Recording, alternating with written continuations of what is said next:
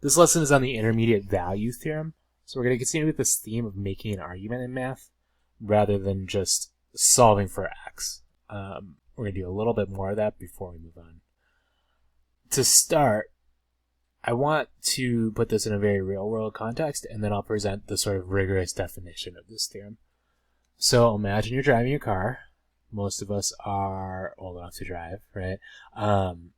You start from a stop in front of your house, and then 10 minutes later, you're going 60 miles an hour in the highway.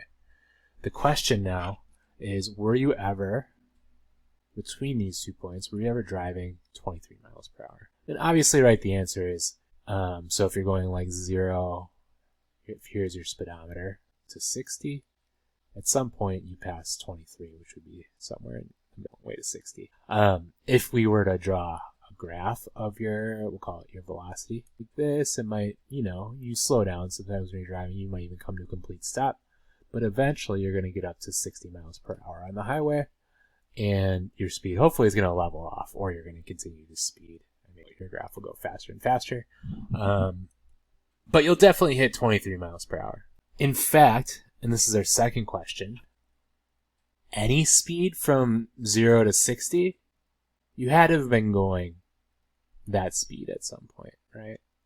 So what can we say about any speed? So we traveled each speed from 0 to 60 at least once, is what we would want to say. Right, so these two things should feel obvious to you, even if you've never driven a car before. You can't get to 60 miles per hour without passing every speed in between. And then my next question, again, should feel obvious. Is it possible that we hit a speed of 30 miles per hour more than once?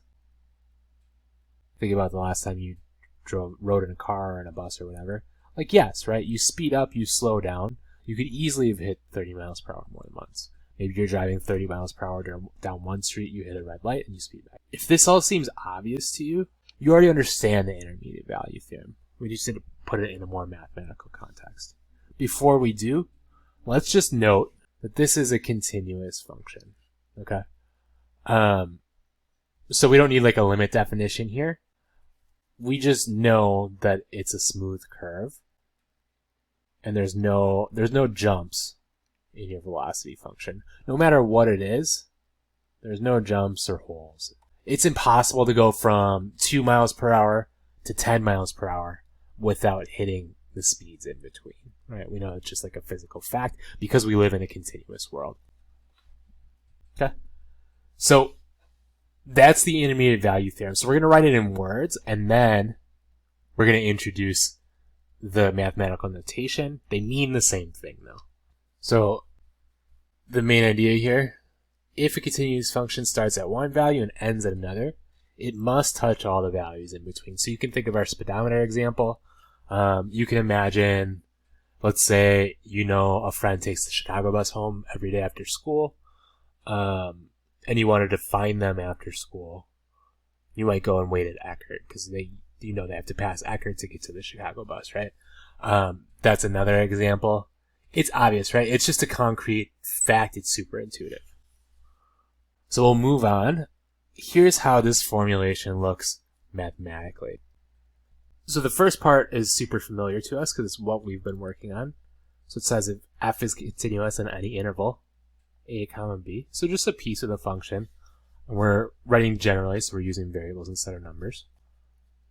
F is continuous, and n is a number in f of a, f of b.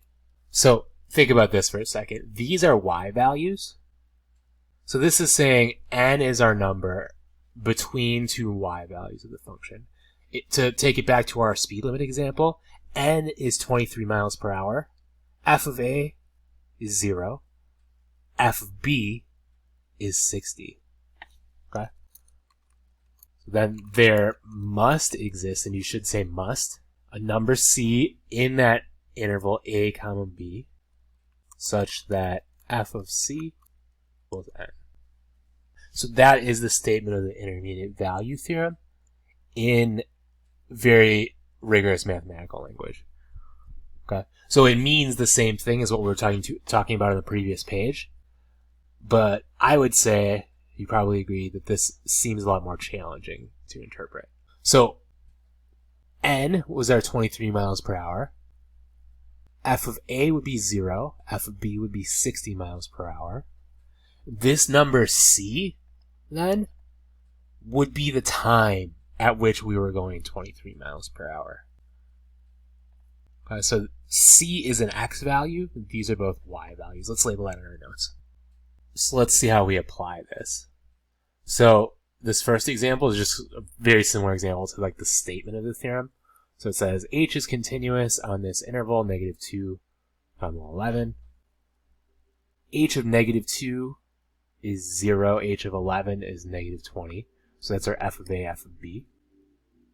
Must there be a c on the interval -2, 11, such that h of c is -17? Well, let's think about this for a second. So what this is saying is my function is a continuous curve, and this point would be 2, 0, -2, 0. This point would be 11, -20. And it wants to know if there's a y value equal to -17, somewhere in between. The answer is yes, by the IVT, intermediate value theorem. And that's obvious when we draw the graph. Not so obvious if we just try to think about it, right? Now, here is an important piece of applying this theorem. So this is called an existence theorem, and we'll study a couple more later in our calculus careers. It allows us to prove that this value exists. So there must be, this value c exists where my y value is -17. It must exist by the intermediate value theorem. Now the catch is we need to show that the theorem applies. So in this case, it tells us that my function is continuous, and my -17 is between 0 and -20. I just realized I drew this upside down. That's okay. So we must show that the theorem applies. So the answer to my next one, it's the same question, except for I don't say that the function is continuous. So here the answer is no. There doesn't have to be a value in this case, because h is not continuous, so the intermediate value theorem does not apply. So here's a picture of what this might look like. So let's imagine, here's my function. So -2, 0, and then there's a break, and then it jumps straight to 11, -20. So this could be my function if I don't tell you that it's continuous, and then obviously in this case, we don't touch -17. Now it says, could there be a c such that the y value is -25? This is like asking if I know that I'm driving 60 miles per hour at some point, could I have driven 70 miles per hour at some point? And the answer here is sure, because the intermediate value theorem does not say anything about values outside the interval. Now, if this said must there exist, the answer would be no, because it could exist, it could not exist. Here, we need to check if the function is continuous. Does f of x equals 0 have a solution on 0, 1? So this is a rational function. We know it's going to be discontinuous where the denominator is equal to 0. So here there's an asymptote or a hole. Well, 2x minus 1 equals 0. So it's discontinuous at -1/2. But notice that that's not between 0 and 1. So the intermediate value theorem applies. And then we can check. So I'd, on my calculator, see what f of 0 is, and see what f of 1 is. So plug those both in. And then 0 gets us -1. 1 gets us 6. Right? So notice we're looking at for 0. So yes, because 0 is between -1 and 6. If I'd gotten -1 and -6 or something like that, the answer would be no. Not necessarily. Right? But here we can prove it because 0 is on this interval and we know it's continuous in this interval. This is actually a really useful application, is finding roots, right? Or showing that roots exist. So real root in this case means a spot where the function is equal to 0, x-intercept, right? So this is a continuous function. Any polynomial is continuous. We'd say f is continuous, and then we'd check. So we want to know if it has a root on the interval 1, 2. Well, f of 1, let's see when we plug it in, 2 minus 3 minus 1. is -2, and then f of 2, we plug it in, we get 9.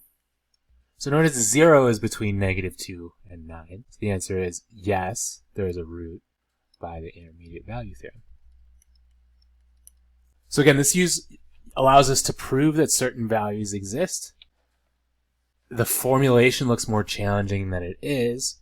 Really, we know if a continuous function is negative at some x value, positive at another, it has to touch 0 in between.